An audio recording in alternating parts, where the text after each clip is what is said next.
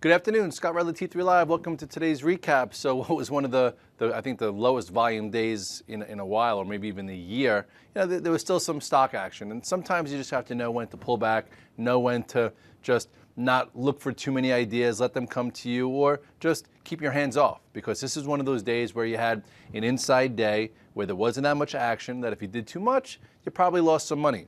But overall, ahead of a huge jobs number like we have tomorrow, I think the market's doing some nice work above this 1303 to 1306 area. If you look at the chart here of the SPX, you will see, here is that, again, I'm going to go over it, the gradual uptrend that's been intact ever since that October low. Here's your low, higher low, another higher low. Here's that descending channel that we broke to the upside. And then here's your methodical accelerated uptrend.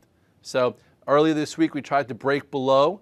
Bulls, or the Bears, sorry to say, could not break it below. We couldn't get a little bit of a retracement to buy. So now we're building a floor. So with jobs number tomorrow and some more data, it's tough for this market just to break above this 1333.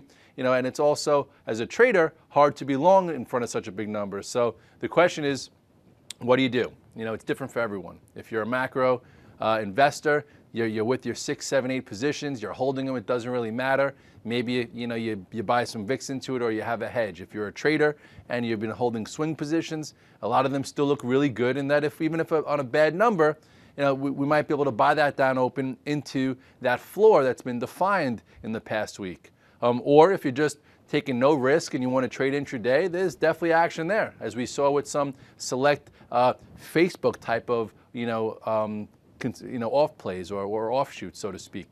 So with all that said, still a lot going on, still a lot of stocks and groups trending. So you got to stay with it until it changes. And if you look at some stocks that we've been trading and targeting, I know this was off the beaten path. Groupon, we talked about it earlier in the week. I showed you this downtrend. We did it in our IPO special. It triggered above that 2075, reached the target zone of about 22 to 24. I sold mine today. These are the type of moves that could make your month. These 1 to 3 day time periods is really what we try and specialize, whether it's on the long or short side, where it wakes up a little bit, you get into your core position here, and then you add to it for momentum above the high, and then you sell into strength. That's a 3 day move. This is a move that pays your bills, and this is the move you look for as an active trader or even as a swing trader. Some other stocks that had some moves off of the Facebook hype or excitement. The Zynga. I wasn't really involved with this, but guys on the floor were, and they were talking about it. I wish I was. Some nice technical patterns here. Once this went above, this $10, it went into play. This morning on the site, I know guys were talking about the news about the disclosures from Facebook about their revenue, and guys who weren't even in it made a lot of money when it triggered above the high of IPO day. Big short interest here. So it triggered above, there was volume, went from $11.50 to as high as almost $13. Another nice cash flow trade in a market that was pretty quiet. Also, it wasn't as powerful. Another stock, we've been targeting LinkedIn off the lows. It was a nice trade today through 74 to 76. I still think that there is some room here. So if you want to take a look, you will see, if I could ever get these symbols, LNKD. I have every symbol in my head. Here you go. Look at this downtrend from the summer. Here's your high, another area. This is when we started talking about it, waking up around 71 and change. Today was a pretty potent move. Not a huge move. Couldn't get it through this resistance, but with a bit more time, this 78 to 80 area could be a nice action area for a move to maybe 90 area. So I would continue to keep this on the radar. It was a decent trade. As far as some earnings plays, I think we handled Qualcomm and LVS the best we could. Qualcomm, been holding since I think Tuesday. It opened up. I shorted the stock around 62. So I booked that option play from the 57 and a halves. It's going to need a rest now. Qualcomm, it didn't really sell off, but it opened above the area and closed off the highs. It's going to need some time to go sideways before it creates another trade. LVS was in stride. It triggered above this channel that we've been talking about, but didn't have enough juice to keep going. And then with wind not being great after hours, it might come back in. But we took that option play, and at least we got flat. So we made on Qualcomm, flat on LVS. If you've been holding the stock in a macro position, either since this breakout of above 46 or even above 47, stay the course. I think you get paid holding this thing this year. As far as some of the cloud stocks, BMW, CRM gave you a quick move. CRM is not acting great, so if you can't handle how wide that stock is, I would just stay away from it. BMW acts a bit better, FFIV acts a bit better. But as far as the oil stocks, OAHs, methodical, moving up. This was the inverted head and shoulders, your left shoulder, your head, your right shoulder. This was your tier 1 entry into December when Jim did it and off the charts. This is what we sent over. Then it triggered above this descending trend line. This was your tier 2. And now it's working its way higher. I think, stay long, whether it's tier 1 or tier 2. I do think it works its way up to this 130, 132. But all stocks trade different. And I'm learning that as well because I love trading high beta. I love trading tech. In the last year or two, I've been getting better at trading the industrials and the metals and the materials and the refiners. And a stock like Schlumberger, very loose, very wide. It doesn't trade like a stock like Apple. And SLB, if you look at it here, that's not SLB. That's a different one. It looks as if it's ready to go, which I think it is. I'm in a tier 1, but if you tried adding a few too many times into this area, you got hurt, especially on this intraday move. Wow, look at this move.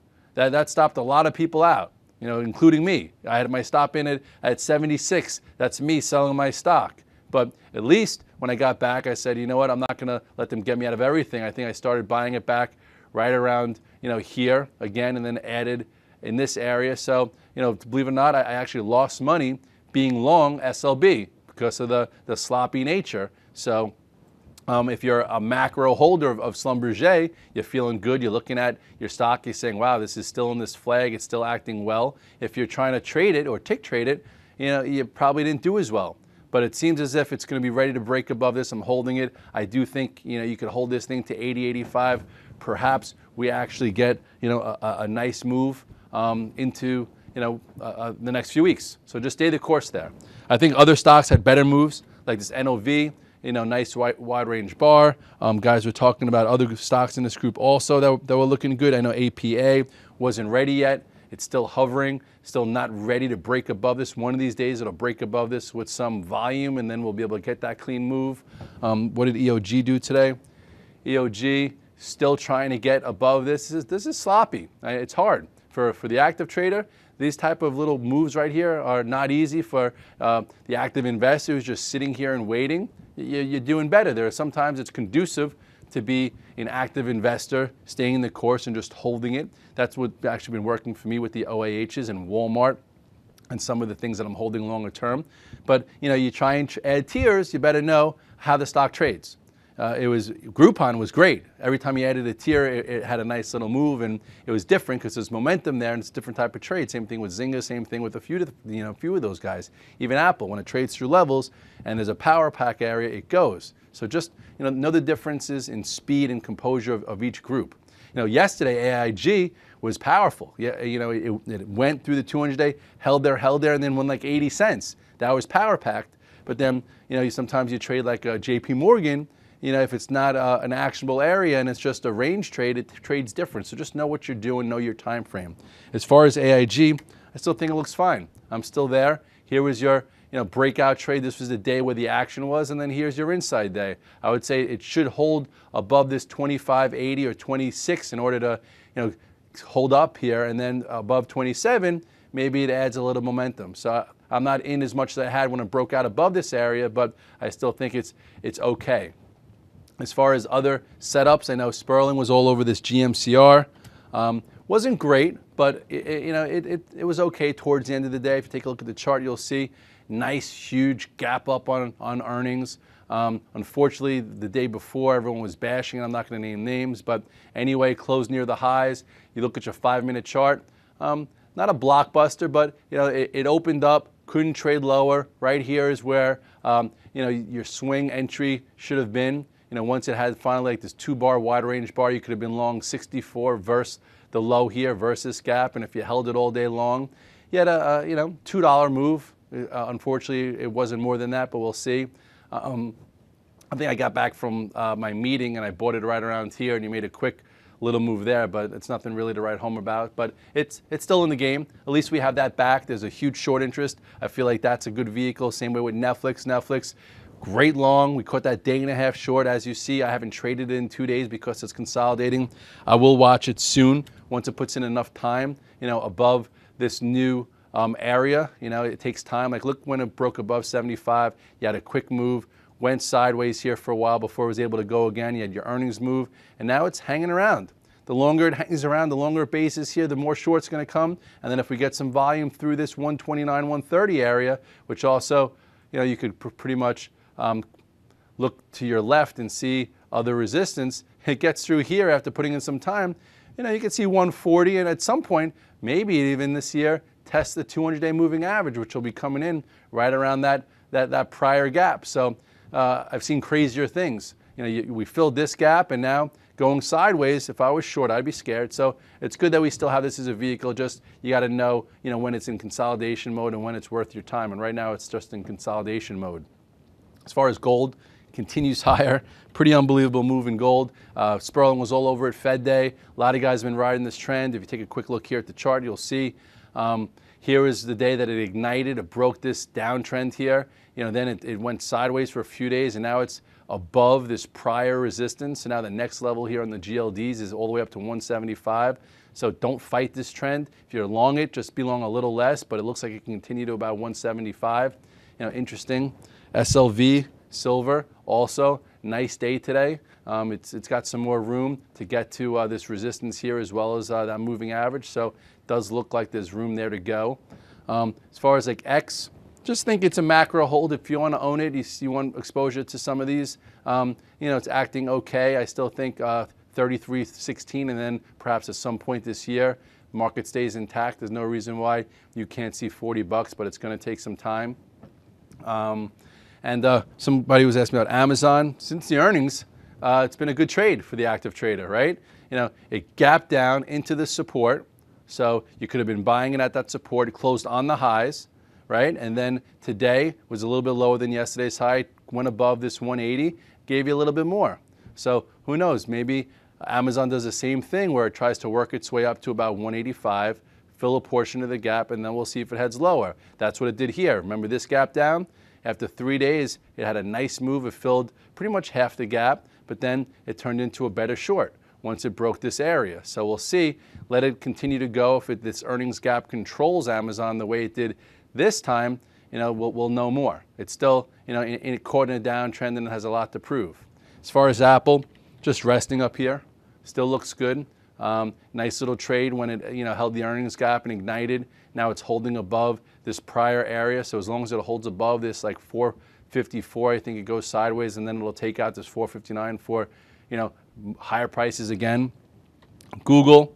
With all this Facebook talk, I think people are thinking a little bit more positive about Google because they see fundamentally how much more rock solid Google is compared to the valuation that Facebook's getting. So maybe with a bit more time, we'll get a nice trade if it can get above this 591 into this earnings gap. But if it can't take out any of this earnings gap, the bearish case is going to continue to build technically. So let's hope that it could get in here soon, in order to keep Google in the game. It's still above the 200-day, so you're still fine. You do have a bit of I wouldn't say, this is a rising channel. So if it were to break this, perhaps the pressure will come in. But as long as it's going up, let's hope that we can get a nice trade through there. So with all that said, you have the jobs number tomorrow.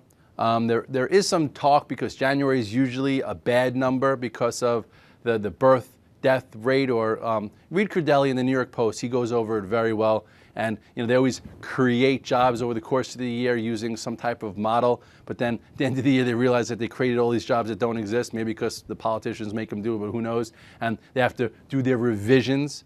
And typically in January is when they do that. So tomorrow's headlines might not look as market friendly. So just have a hedge if you have some longer term longs, or if you can't handle the volatility, step aside and wait. So just know when it's a big number, you want to have a little less risk. stay in the game if your objective is a bit longer term. And we're doing some nice work here. Europe's muddling through. We now have a GOP front runner who, Romney's going to be the guy. They were making progress slowly and surely. The earnings have been decent. The rotation's been great. The dips have been viable. We've been getting breakouts. There's a lot to like here. Just not going to be the same every single day. But today there was still some action, just a fewer names. So you had to be more selective, and you just, had to be not all over the place buying highs because, like with Schlumberger, stock closed near the highs of the day and it was easy to lose. So just know how the sector trades if you're new to it. This has been Scott Redler, T3 Live, the recap. See you tomorrow morning for a very important jobs number. Have a good night.